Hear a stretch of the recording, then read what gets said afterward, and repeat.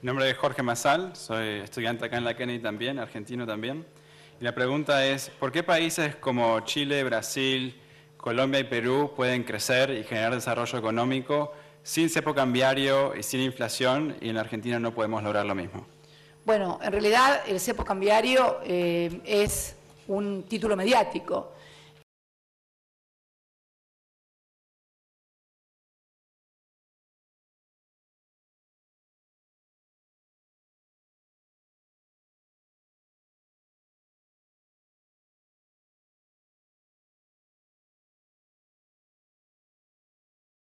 En la República Argentina, a diferencia de lo que sucede en Colombia, en Chile o en Brasil, es el segundo país en dólares después de los Estados Unidos.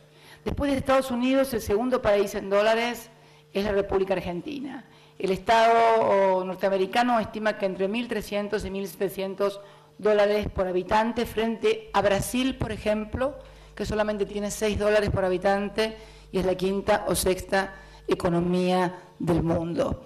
O sea, no hay ningún cepo cambiario, por otra parte. Simplemente el mercado único de cambios tiene aproximadamente 120 rubros para adquirir dólares.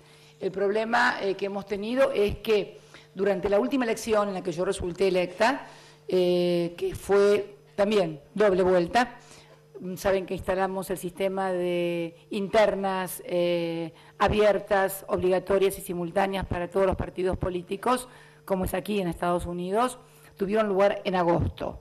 Entre agosto, septiembre y octubre, producto de fuertes rumores, intencionados por cierto, difundidos por medios que decían que luego de mi elección en octubre íbamos a devaluar, se evaporaron del Banco Central, compraron del Banco Central los argentinos 4.768 millones de dólares para atesoramiento, es decir, para ahorro en dólares, cosa que no sucede ni en Chile, ni en Colombia, ni en Brasil. En Brasil los vas y querés pagar en dólares y no te los aceptan. En Brasil el precio de las casas es en reales y cuando vas a Brasil tenés que ir con reales para poder gastar. Lo mismo pasa en Chile y lo mismo pasa en Colombia.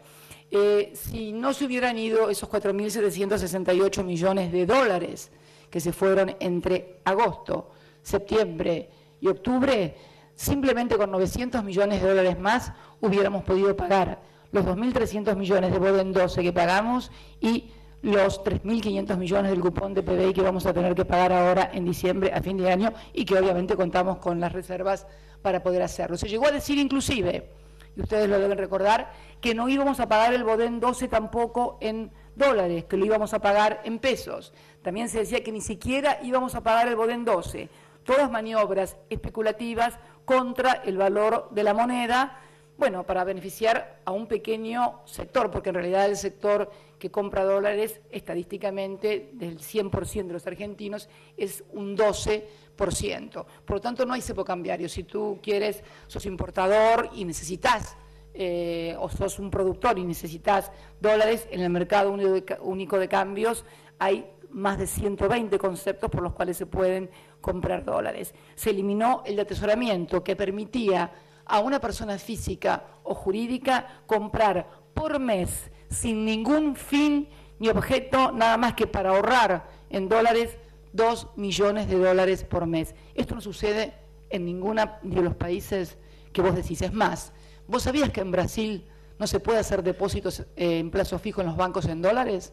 Si vos querés ir a Brasil y querés hacer un depósito en plazo fijo, se permite. En la Argentina, sí, está permitido. Me parece que hay un gran desconocimiento y mucho manejo mediático del tema. Yo creo que deberían, por lo menos todos los estudiantes, informarse más de todo lo que pasa en estos países.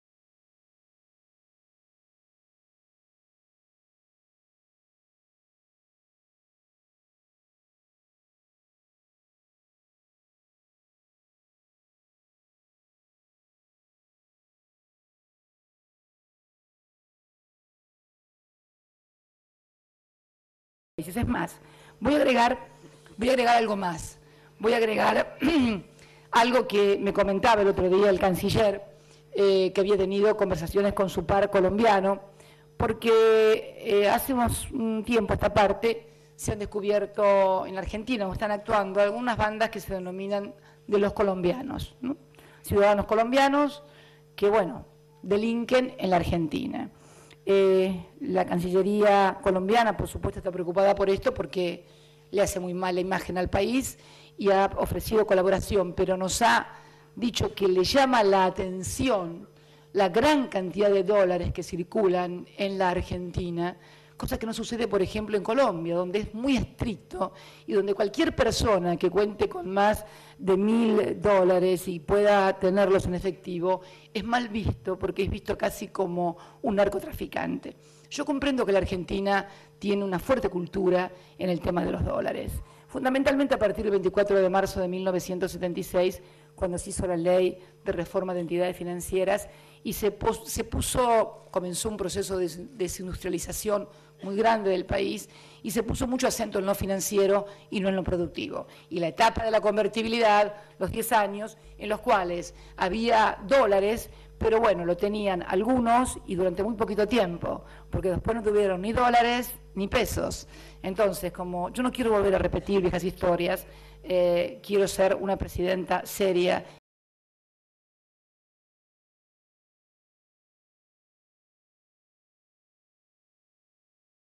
Y responsable, que garantice, por ejemplo, que la Argentina tenga dólares para darle a los importadores para que puedan comprar los insumos básicos que necesitamos para producir, desde medicamentos oncológicos hasta todos los insumos básicos que necesita cualquier país para importar.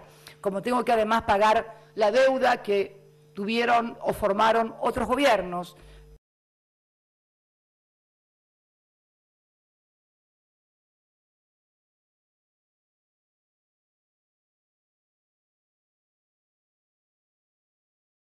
Tengo que pagar, acabo de decir, un cupón de 3.500 millones de dólares a fin de año, más los par y discount, que es deuda que viene ya de los años 90. Tenemos deuda de los años 90, deuda de los años 80, tenemos deuda del año 2001, tenemos los bodenes. Bueno, tenemos un menú de deuda y lo que es curioso, ninguno de esos instrumentos fue generado por el gobierno, que es el que está pagando con dólares esas deudas. Entonces, obviamente, como presidenta, me veo en la obligación de cuidar esas reservas. Y los argentinos que cuentan con posibilidades, obviamente, comenzaron que no se podía viajar y cosas. Todos sabemos, a ver, que aquí en Estados Unidos y en cualquier país del mundo, para viajar es necesario tener una tarjeta, por una razón muy simple. Aunque hayas pagado en efectivo el hotel, tenés que dejar tu cupón firmado, porque si no, no te reciben a ningún hotel. Yo creo que hay, al lado de esa cultura que se formó de los dólares, y que no culpo a nadie, yo también tenía un plazo fijo en dólares. O sea que no estoy culpando a nadie, yo también soy argentina, pero realmente hoy, además de ser argentina, soy presidenta de todos los argentinos. Entonces tengo que cuidar de todos, de los 40 millones, aún de aquellos que muchas veces, sin darse cuenta, contribuyen a generar un camino económico o salidas económicas que finalmente terminan impactando en todos. Y yo me acuerdo de la época en que todos podían viajar, todos, un grupo de la sociedad podía viajar, porque había otro que fue cayéndose del esquema productivo. Los piquetes no nacieron en el 2001, los piquetes nacieron en 1995 en la Patagonia, cuando no había trabajo. Entonces, hay que tomar en cuenta que todas estas medidas tienen que ver, esta medida fundamentalmente, que no es cepo cambiario, porque cepo cambiario sería algo así como que nadie pudiera utilizar dólares.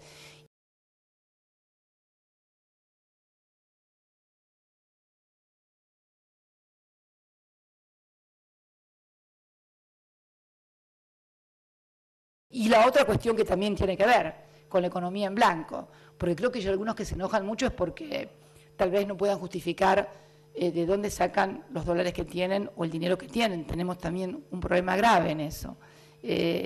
O sea, si querés comprar dólares y además no querés decir de dónde sacaste la plata, no querés pagar impuestos y te querés ir afuera, y el país va a durar muy poquito con gente que haga, si los 40 millones quieren hacer esto, el país dura muy poquito. Entonces, yo entiendo por ahí que pueda haber alguno enojado. Es imposible contentar a todos, pero mi obligación como presidenta es manejar el país concibiéndolo como un todo y cuidando de que funcione para la mayoría de los argentinos.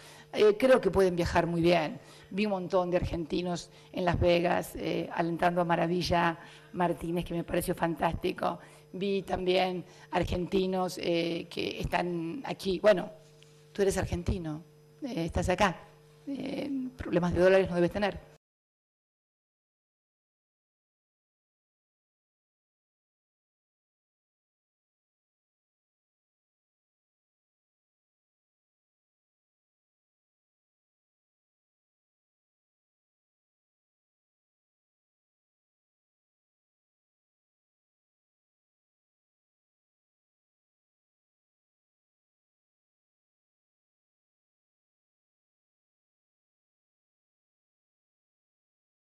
¿No es cierto?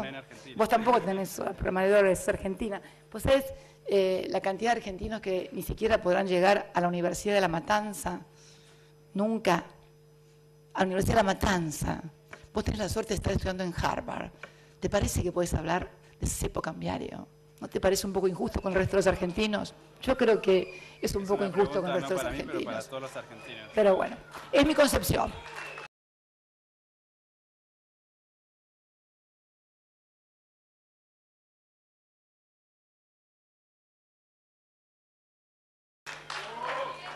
Right up here. Buenas, me llamo Martín Molina y soy venezolano. Y mi pregunta es... Venezolano, ya sé de dónde viene. Encuentro venezolanos en todas las universidades que me preguntan. Mi pregunta es... Ah, bien. Ya sé, me vas a preguntar de Chávez. No. Ah, bueno. Vas a ser más original entonces. Está bien. En vista de los constantes ataques que medios, intelectuales y periodistas específicos, no necesariamente opositores, sino críticos, han recibido durante su gobierno, ¿usted cree que existe la pluralidad de ideas y la libertad de expresión en Argentina? Oye, te costó...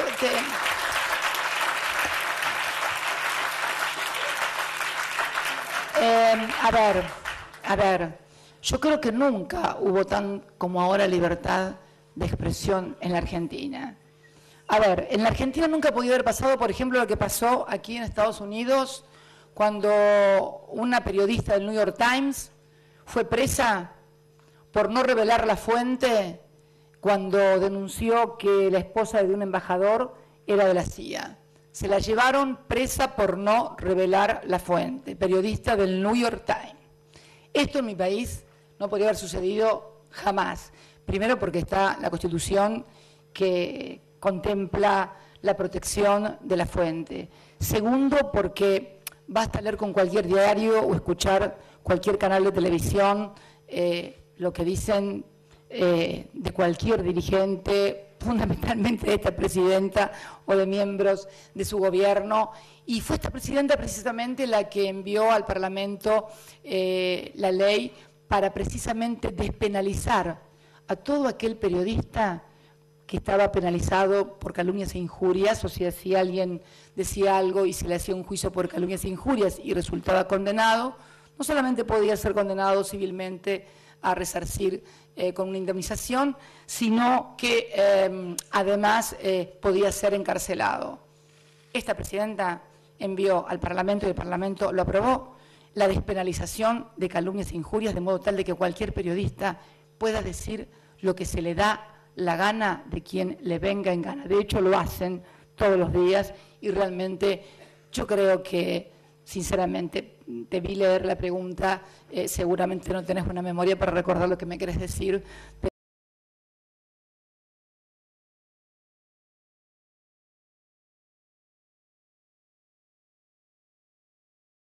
Pero realmente creo que hay mucha libertad en la Argentina, en serio. Y vos lo sabés, vos lo sabés.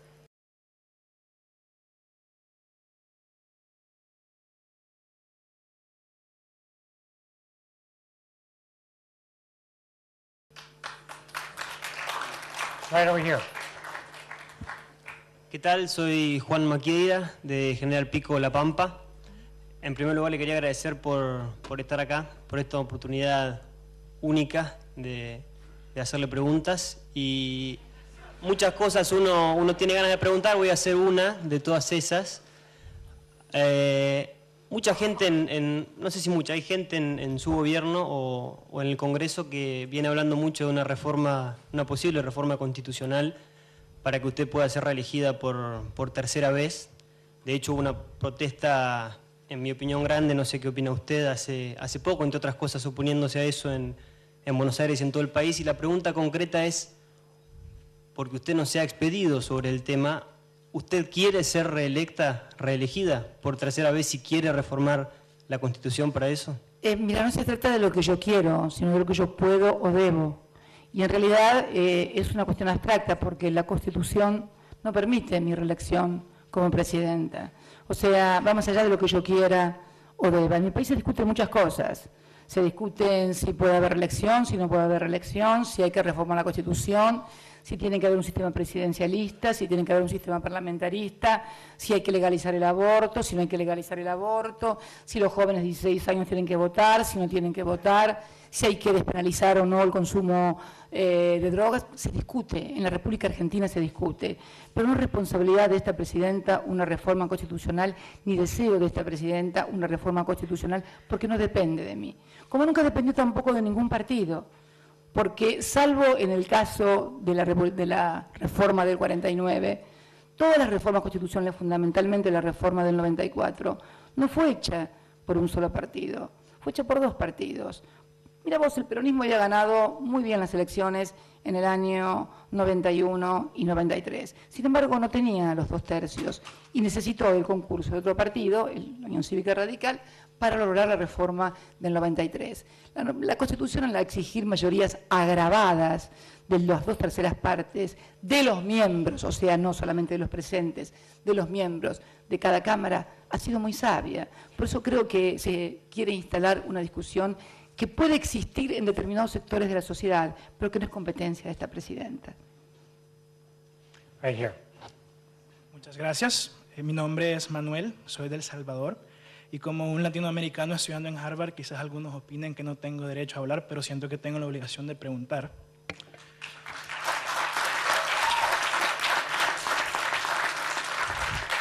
Perdón, yo no tengo nada que ver con eso, porque no soy de Harvard, así que no sé qué pasa en Harvard, que si lo dejan hablar los de El Salvador o no, pero no tengo nada que ver. No, porque parece ser que... Adelante, por favor. En base a su última respuesta, teniendo usted el peso y la estatura política e internacional que tiene, Gracias. ¿cuáles son sus planes una vez usted se retire de su cargo en el 2015? Mira, después de lo que me pasó en mi vida personal, me he acostumbrado a no tener planes. Si vos me hubieras dicho qué podía pasarme a mí, como mujer, te agradezco lo de dirigente con estatura internacional y que me lo diga un salvadoreño. Me gusta más que me lo diga un salvadoreño que me lo diga un argentino. Muchas gracias. Pero la verdad que me he acostumbrado a no planificar.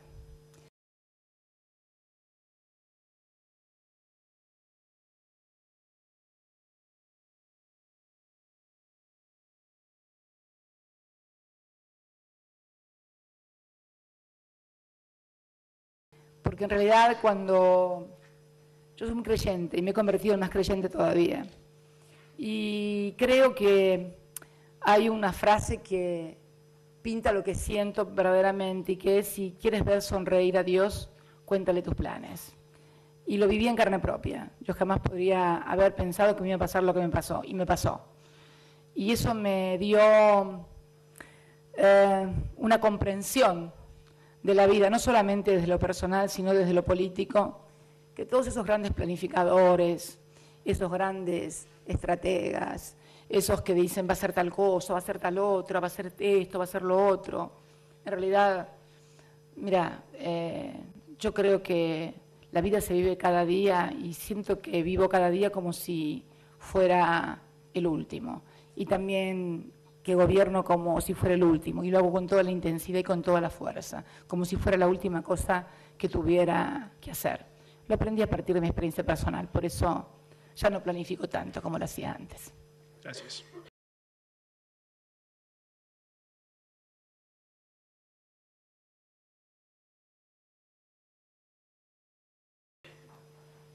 Right up here. Muchas gracias, señora presidenta. Mi nombre es Lynn y yo soy de los Estados Unidos, pero viví 6 años en Argentina. Lo que yo quisiera preguntar es, entiendo que usted no es economista, como nos dijo, pero quería saber cómo se explica el aumento de su patrimonio de 2 millones de pesos a 79 millones de pesos en 8 años. Mira, en realidad no sé dónde sacas esas cifras, pero no ha sido así. Ha habido denuncias en mi país acerca de estas cuestiones, no solamente para mí, sino para muchísimos otros funcionarios, muchísimas otras personas, y la verdad que la justicia lo ha determinado. Yo toda la vida he tenido una determinada posición económica que no fue desde que llegué a la presidencia. Esto lo sabe, no sé cuánto tiempo viviste en Argentina, pero todo el mundo sabe que siempre he ejercido la profesión libremente. Mi estudio jurídico era uno de los más grandes y realmente puedo dar cuenta de todos y cada uno de mis bienes, y de hecho lo he hecho a través de pericias y de cosas que me he visto obligada a hacer como cualquier ciudadana, que es en este caso una ciudadana como en nuestro país. Los funcionarios públicos tienen la carga, es el único país del mundo donde se produce un delito con inversión de la carga de la prueba. No sos economista, vos sos economista, ¿no es cierto? No. Ah, bueno, yo soy abogada.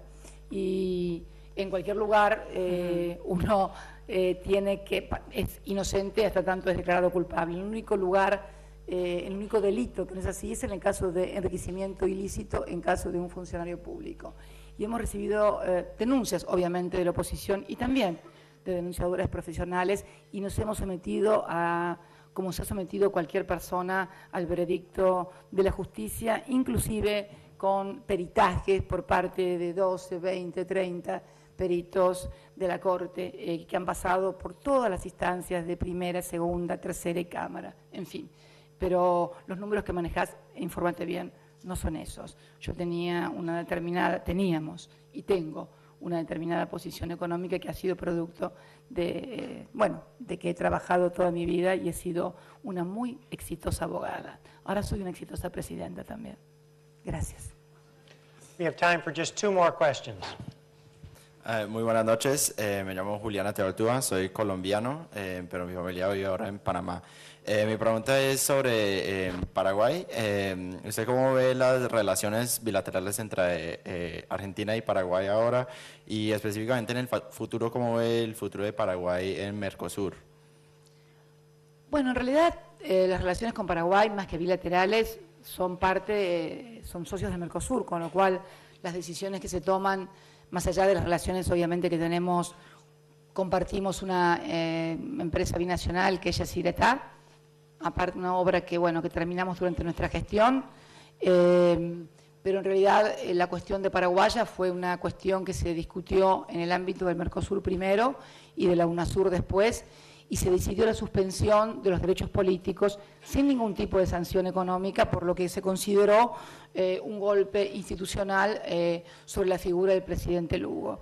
Con la salvedad que tomamos los presidentes que tomamos esta decisión, que fueron el presidente José Mujica, la presidenta Dilma Rousseff y quien les habla, de que bien se normalice en la próxima elección la situación institucional del Paraguay, va a volver a ser un miembro pleno con todos los derechos políticos.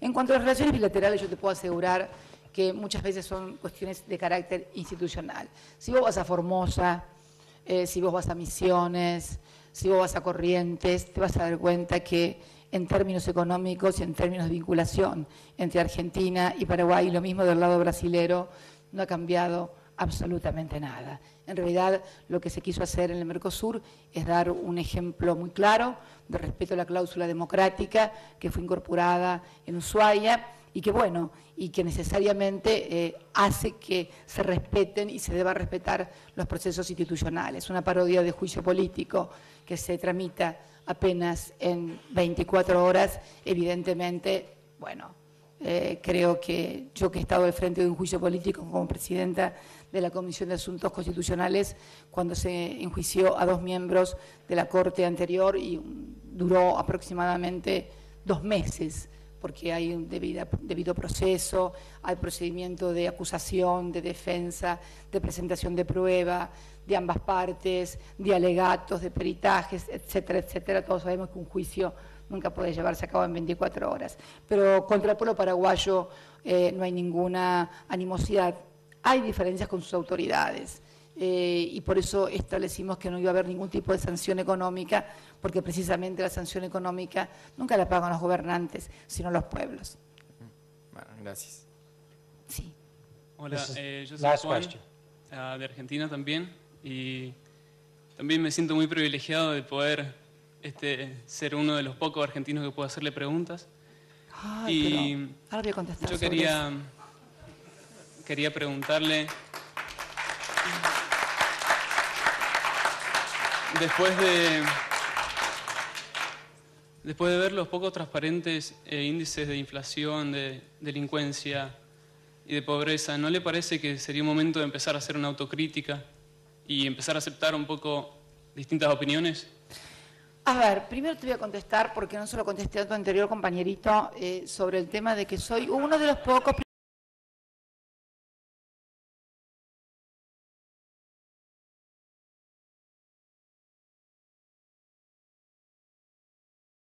privilegiados que no puedo hablar. Chicos, estamos en Harvard. Estamos en Harvard, por favor. Esas cosas son para la matanza, pero no para Harvard.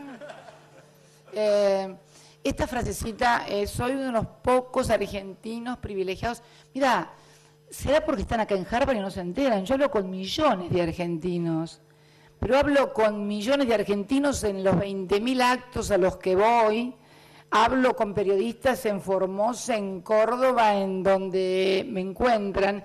En realidad creo que, yo no sé dónde han sacado esto de que no hablo, realmente parezco muda, no es así. Habla mucha gente conmigo. ¿A vos te parece que si la gente no hablara conmigo, yo hubiera sacado el 54% de los votos? ¿Hubieran votado una muda o una que nunca hablaron ni hablaron con ella? ¿No les parece? Son chicos inteligentes, tienen un nivel académico. Yo creo que no pueden repetir monocordemente lo que escriben 2 o 3 periodistas que además... A ver, vamos a empezar a hablar un poquito en serio de lo que está pasando en la Argentina en materia de medios de comunicación, que han dejado de ser medios de comunicación para convertirse en medios de oposición. Vamos, si quieren hablar de periodismo, vamos a hablar en serio de periodismo y de medios de comunicación y de regulación en materia de medios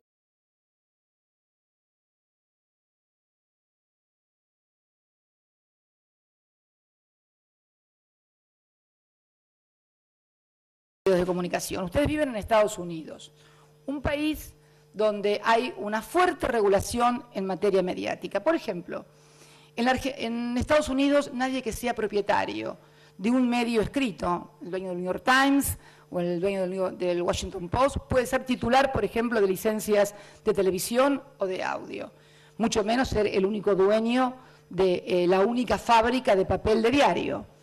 Y además hay un determinado número de licencias que pueden tener en materia de radios, en materia de televisión o en materia de comunicación. Hace 3 años exactamente, y esto creo que la Escuela de Leyes y la Escuela de Gobierno es algo muy importante, yo les pido ahora a todos ustedes, levanten la mano los que saben si se ha sancionado o no una nueva ley de medios en la República Argentina. ¿Alguien? Los que saben si se sancionó una nueva ley de medios. No, pero quiero que levanten un poquito más alto la mano para que pueda verlos, los que saben. Bueno, saben muy poquitos, evidente. Yo te voy a explicar. ¿Vos sabés? Vos también sabés. Bueno, en el año 2009 se sancionó, se van a cumplir 3 años de la sanción de la ley de medios, que establece que no puede haber más de 24 licencias de cable y un número de, creo que de 4, no recuerdo, de frecuencia abierta. Y realmente hay hoy en la República Argentina una gran controversia porque el monopolio mediático que existe en la Argentina, que no solamente controla fábrica de papel de diario obtenida durante la dictadura, que además controla muchísimos diarios. Se niega a cumplir una ley sancionada por el Congreso desde hace 3 años, con medidas cautelares, y bueno, finalmente la Corte ha fallado y ha determinado que el 7 de diciembre tiene que estar desinvertido, porque obviamente no se pueden tener 240 licencias de cable y 9 licencias abiertas, porque obviamente hay monopolio. Y si hay un lugar, y esto se llama la Escuela de Gobierno Kennedy, si hay algo que ha caracterizado a esta sociedad, es ser una sociedad con normas muy antimonopólicas y antitrust. De hecho, Microsoft, una de las empresas más grandes del mundo, ha sido muchas veces multada por desempeño monopólico. Bueno, en la República Argentina estas cosas no pasaban.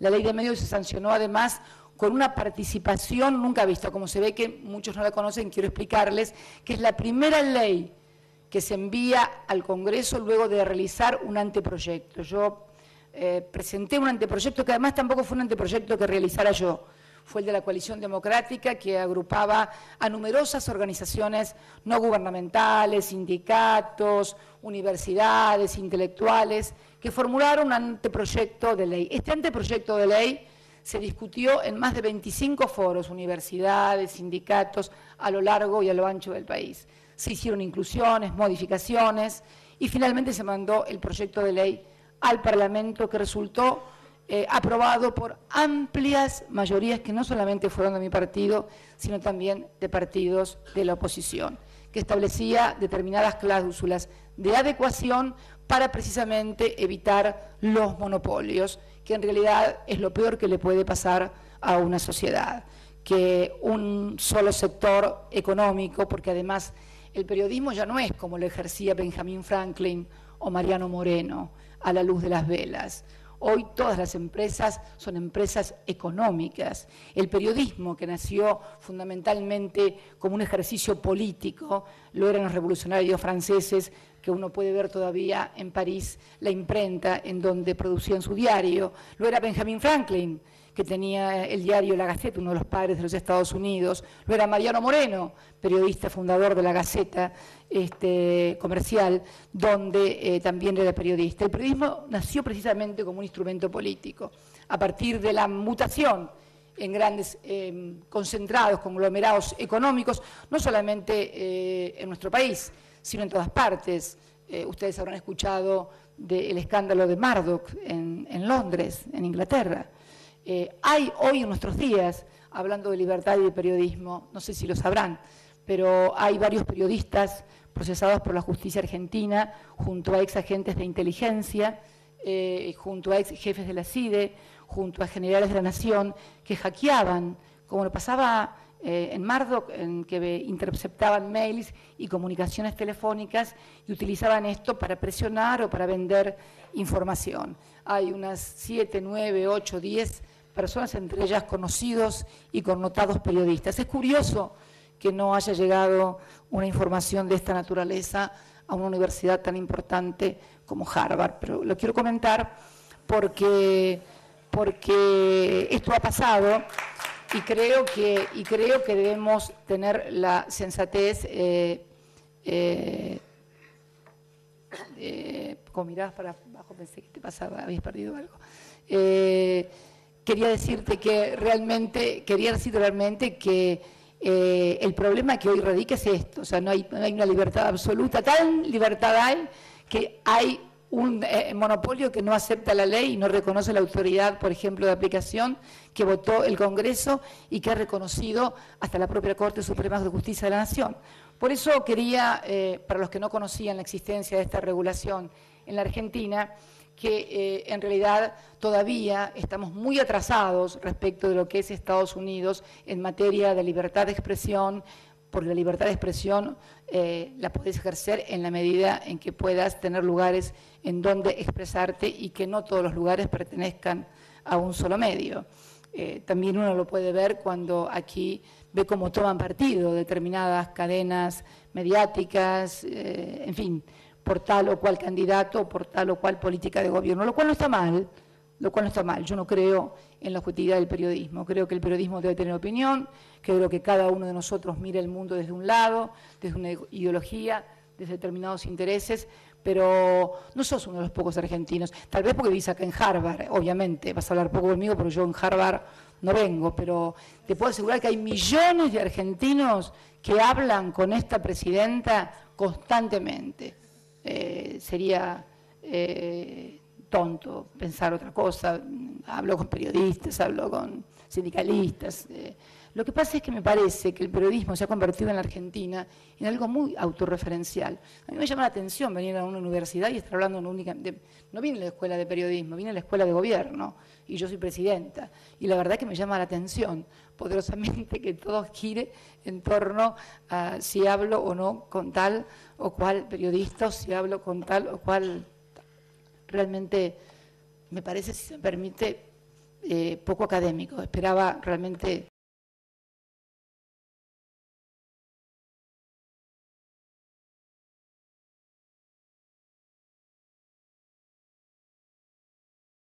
algún otro tipo de análisis o algún otro tipo de preguntas que tuvieran que ver más con el gobierno y con la escuela de gobierno, que creo que es el tema que los ocupa a todos ustedes, o por lo menos están con sus dólares gastándolos, que deben ser bastantes, porque me dijeron que es un poco cara Harvard también. Aquí, así que bueno, nada, quédate tranquilo que hablo con un montón de gente. ¿Qué es lo que querías saber? ¿Me puedes repetir la pregunta? No, creo que... ¿No te acordás?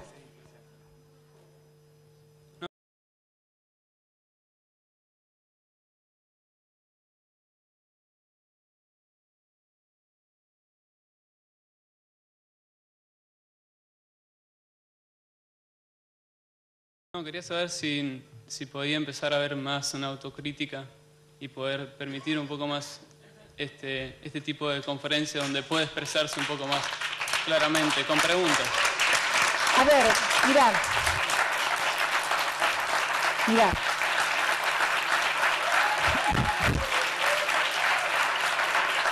Yo te digo, mis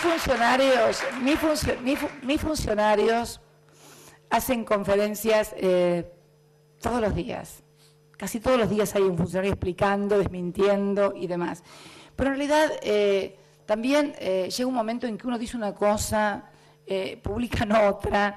En realidad, fíjate, voy a leerte un titular de un diario después de mi discurso el otro día en la ONU.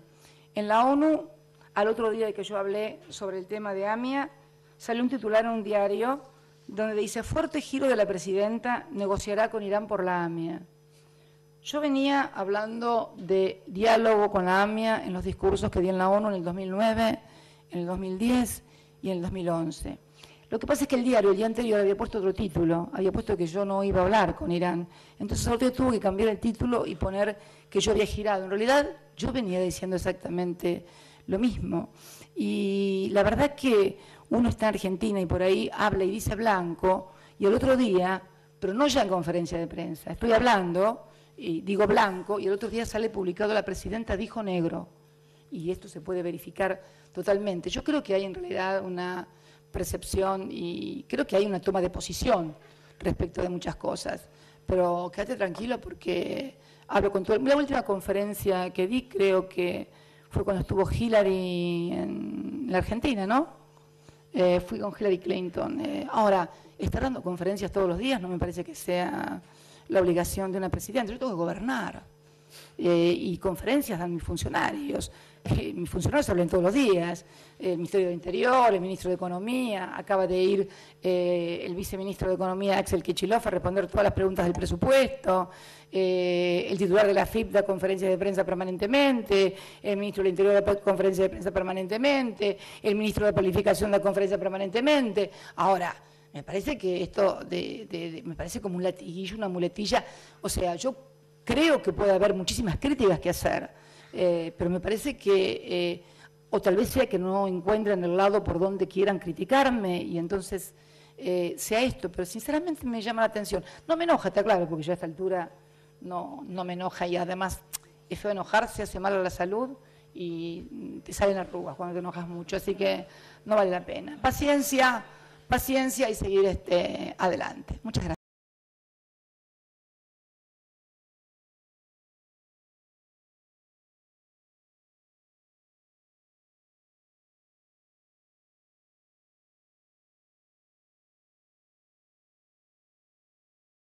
Gracias, querido. General Pico La Pámperas, ¿no? General Pico La Pámperas, vos, no. Pico de De General Pico La Pampa por el archivo San anterior. Juan. Ah, de San Juan. ¿De qué parte de San Juan sos? de San Juan Capital. San Juan Capital. Qué bien. Qué bien que anda el país. ¿Cuánta gente del interior del país pudieron ser en Harvard? Anda bien el país. Sí. ¿Alguna otra pregunta más? Gracias. No, we need to quit now. No, sí, por favor, déjelo, pobrecito, que estaba para ahí. Y está con un papelito. Leo tomorrow. Y está con un papelito. A ver, dale. Léete el papelito con el que te viniste, dale. No es para leer. Dale. Primero, en principal, bienvenida a Boston. Gracias. Yo soy de Salta, pero hace mucho tiempo vivo en Estados ¿De Unidos. qué parte de Salta? De la capital, Salta capital. Hermoso. Y a mí no sé qué título me pondrán los diarios porque bueno, es una pregunta que no es picante o lo que ellos quieren que pregunte. No es sobre el pasado, sino sobre el presente. Porque hay diarios que quieren, sé que hubo muchos mails y sé que hubo periodistas que estuvieron haciendo las preguntas, pero también es parte de la libertad, es bueno. No nos engañemos tampoco entre nosotros, somos todos gente grande. Dale, te escucho. En un mundo muy complicado, y mis estudios son en negocios, no aquí en Harvard, pero respeto mucho esta institución. Y yo me doy cuenta que usted siempre dice que agua, alimentos, tecnología y energía son las claves del futuro a largo plazo para el mundo. Y yo siempre pensé que también la responsabilidad social debería ser parte de ese conjunto de conceptos. Y porque la responsabilidad no está en los políticos solamente, sino también en los empresarios. Siendo parte del G20 y teniendo conversaciones con otros dirigentes, ¿cuál es la posición de usted sobre la importancia de la responsabilidad social hacia el futuro a largo plazo, no de la economía argentina, sino la política en general en el mundo? Gracias. Hablas de la responsabilidad social como un concepto empresarial, fundamentalmente. Un concepto administrativo.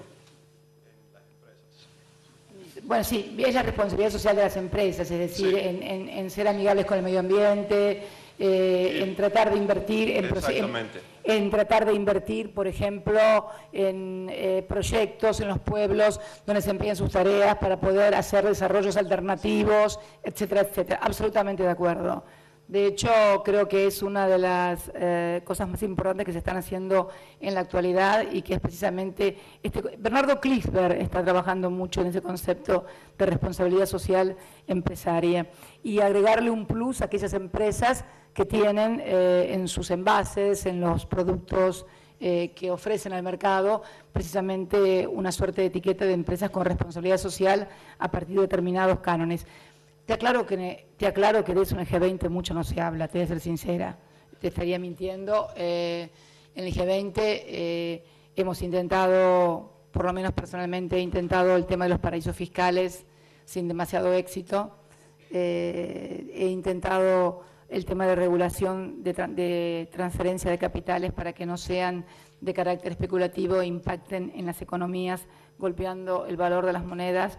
He tratado de incluir la infraestructura y fundamentalmente el financiamiento de los sectores más vulnerables como un mecanismo también para la reactivación, lo que estuve explicando, pero realmente el G20 es un espacio que es bastante nuevo y realmente, tiene sus complejidades, pero no se ha hablado demasiado de responsabilidad social. Sí se ha hablado en reuniones de empresarios que conforman el G20, que son empresarios como que acompañan el G20, como también ahora hay dirigentes sindicales que acompañan las reuniones del G20. Pero en el G20 propiamente dicho, no. Pero vamos a llevarlo, es buena idea. Gracias, muchas gracias. Muchas gracias. Thank you very much, Madam President. Y faltan más. No más. Por No, favor. no, faltan más, no. ¿El último? A ver. Last question. A ver, el último. No sé. A ver. ¿Dónde? A ver. Aquí. Ok, aprovecho la generosidad para hacerle una pregunta nada más. Hace poco el Instituto Nacional de Estadística en Argentina hizo alguna declaración en relación a que en un día un argentino podría comer con 6 pesos. Ya lo desmentí ayer. Hay un artículo que publicó la titular de la INDEC aclarando cómo habían tergiversado lo que había salido. Así Perfecto, que, entonces cambio un segundo para aprovechar la Bueno, oportunidad. dale. No, nada más, habiendo discutido un poco todo sobre el de los derechos humanos y lo que nos comentó ahorita, yo me pregunto y cito un poco sus declaraciones, ¿por qué un ciudadano argentino tiene que tenerle un poquito de miedo a la presidenta? No, ¿ves? Esa es otra tergiversación, ese es otro tema que tergiversaron. ¿Qué es lo que dije? Exactamente, y someto a grabación, que traigan la grabación y la pongan acá. Al contrario, yo dije que los que me tenían que tener un poquito de miedo eran mis funcionarios. ¿Qué hizo Clarín? Editó la frase y puso que la que tenían que tenerle miedo a Dios y a mí. Yo dije que mis funcionarios tenían que tenerme un poquito de miedo a mí, porque hasta ahí estaba haciendo crítica, precisamente, mira vos, hoy que me pedían la autocrítica, estaba haciendo crítica de algunas gestiones o de algunas decisiones que no me parecían adecuadas y que hubieran sido mejores otras. No me referí a los ciudadanos. Además, realmente sería muy tonta si hubiera dicho eso respecto a los ciudadanos. Ni siquiera sería mala, sería tonta. Y yo la verdad que no creo que vos creas que yo sea tonta, ni mucho menos. Me referí específicamente a mis funcionarios cuando dije eso. Te invito a que veas el completo. Te voy a mandar el video completo para que lo veas. Bien. Ellos también son ciudadanos. Gracias. Muchas gracias.